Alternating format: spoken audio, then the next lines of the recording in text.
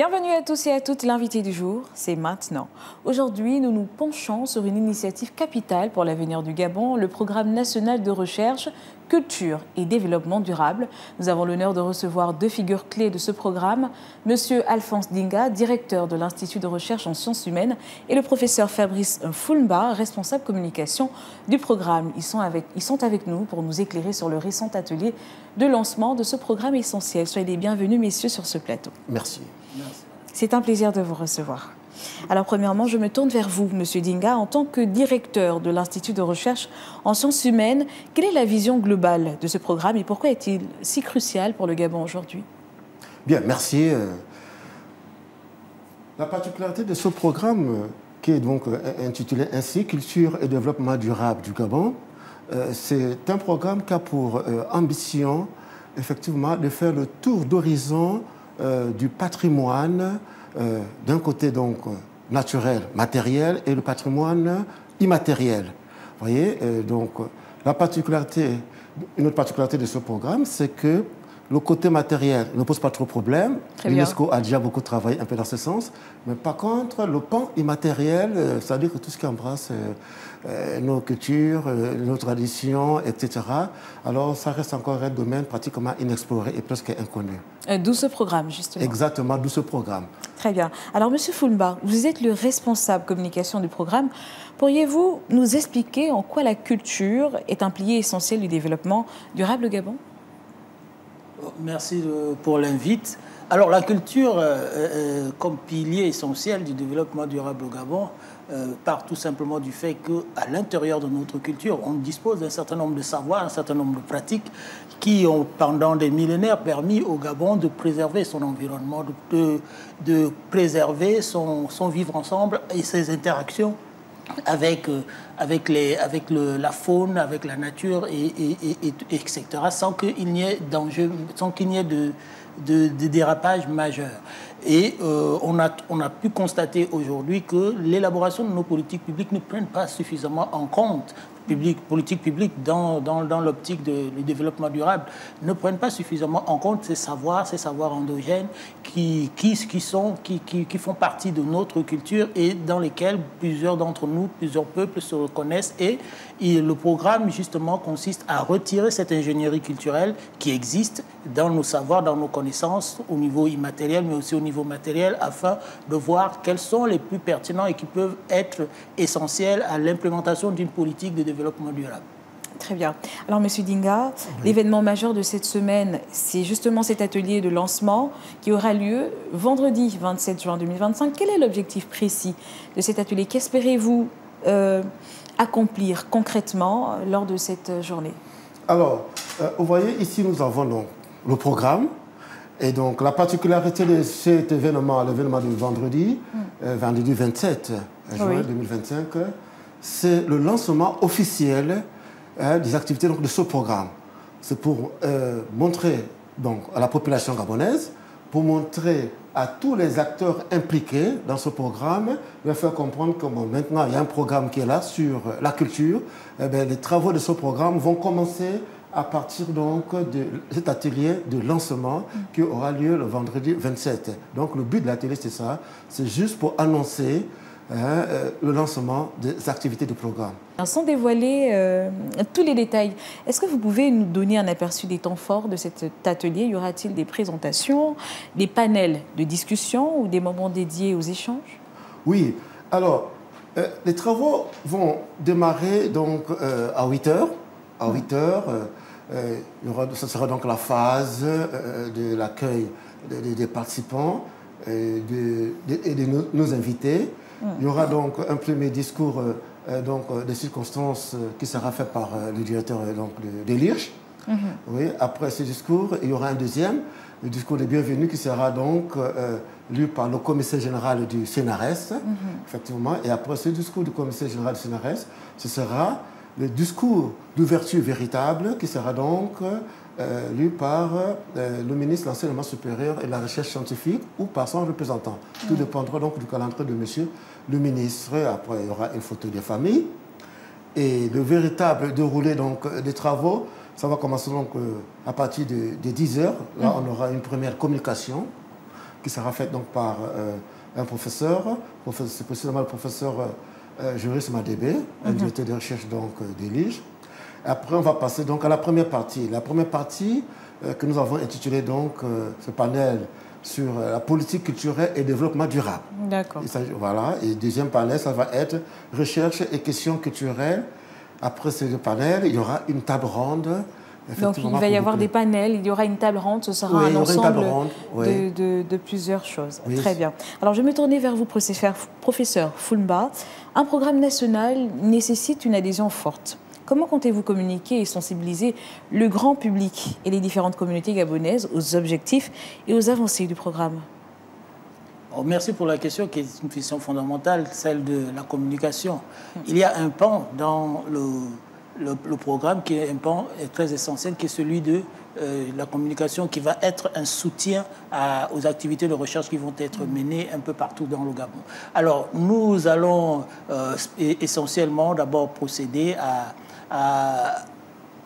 au recours aux médias.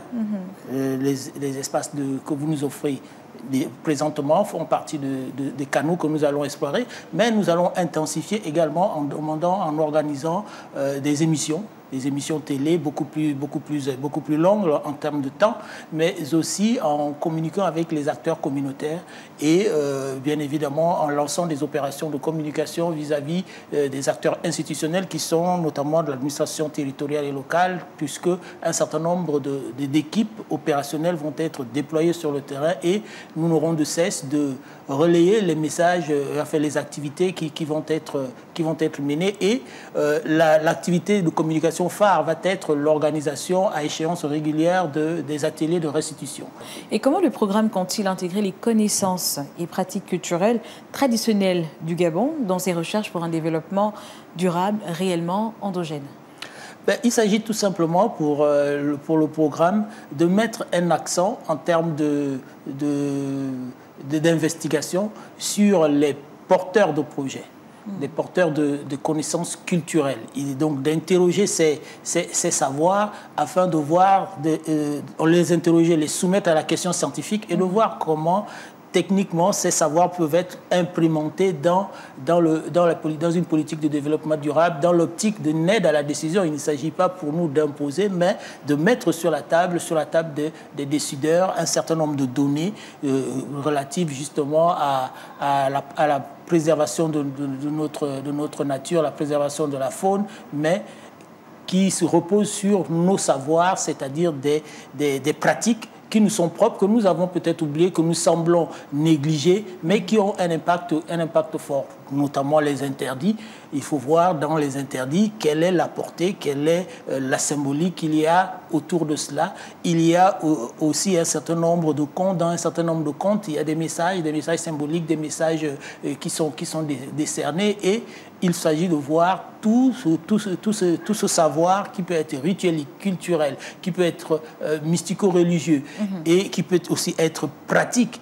Et voir comment, à l'intérieur, on va retirer des savoirs qui vont aider à l'implémentation et donc aider à l'élaboration des actions qui vont impacter les populations beaucoup plus positivement, d'autant que ces pratiques émanent de leur culture. Très bien. Voilà. Alors, je me tourne vers vous, Monsieur Dinga, cette fois. Quels sont les défis potentiels que vous identifiez pour la mise en œuvre de ce programme ambitieux et surtout, comment comptez-vous les surmonter? Alors, le premier défi déjà, c'est la quête d'information. Il faudra aller sur le terrain, à l'arrière-pays. Il faudra échanger avec des gens qui ne sont pas habitués à être interrogés sur les réalités qu'ils vivent au quotidien. Vous arrivez dans un village et vous commencez à interroger sur tel ou tel rite. Déjà, les gens sont souvent très réticents face à des étrangers qui arrivent. On appelle étrangers ceux qui ne sont pas de leur milieu. Leur cercle, oui. Oui. Donc, d'abord, le principal défi, ça va être là, de pouvoir donc accéder à ces espaces fermés culturellement, pouvoir y aller, entrer et échanger avec les détenteurs de ces savoirs culturels. Les détenteurs, effectivement, de ces éléments, c'est pas évident, mais c'est possible. Très bien. Alors, nous sommes déjà arrivés à la fin de notre émission. Déjà, oui, c'est rapide, mais nous y sommes. Alors, pour conclure, très, très rapidement, quel est le message d'espoir ou d'appel à l'action que vous aimeriez adresser aux Gabonais concernant ce programme national de recherche culturelle et développement durable? Je me tourne d'abord vers vous, Monsieur Foulba. À nos compatriotes gabonais, nous pouvons dire qu'il y a là une opportunité de mettre en valeur nos savoirs culturels afin de pouvoir concevoir les politiques publiques, notamment en matière d'environnement, qui vont être menées au Gabon. Donc nous avons là le privilège de pouvoir convoquer notre culture, et c'est dans un contexte international qui appelle notamment au retour aux sources. Il est bon que ce retour aux sources ne se concrétise pas sous le fait d'un repli sur soi, mais de pouvoir aller à l'universel en étant nous-mêmes. Donc, on veut pouvoir préserver notre environnement parce que le Gabon joue une part importante dans la préservation de la biodiversité et autres. Il y a les politiques de préservation des parcs nationaux et autres, mais il s'agit d'aller beaucoup plus loin dans l'endogamie, mais pas pour créer un système fermé, mais recueillir un certain nombre de connaissances qui sont des connaissances pertinentes et qui vont nous permettre de mieux gérer notre politique de développement durable à l'instar de ce que nos ancêtres, nos parents ont fait. Très bien. Alors on retient qu'il faudra, Monsieur Foulba, que vous allez aller plus loin, ou souhaitez aller plus loin. Très bien, je me tourne vers vous brièvement, s'il vous plaît. Un dernier mot.